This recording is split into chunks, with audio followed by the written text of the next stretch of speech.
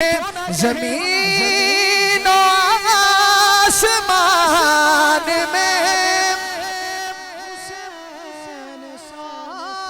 कोई नहीं, ज़मीन और आसमान में हुसैन सा कोई।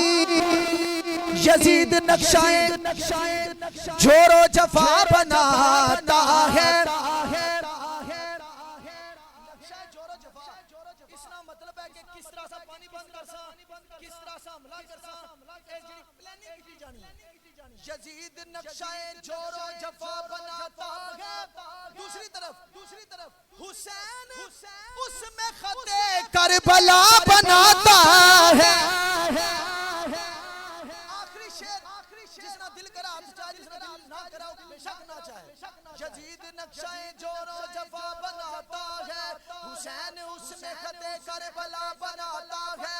यजीद आज भी बनते हैं लोग कोशिश से, पर हुसैन हुसैन हुसैन खुद नहीं बनता, खुदा बनाता है।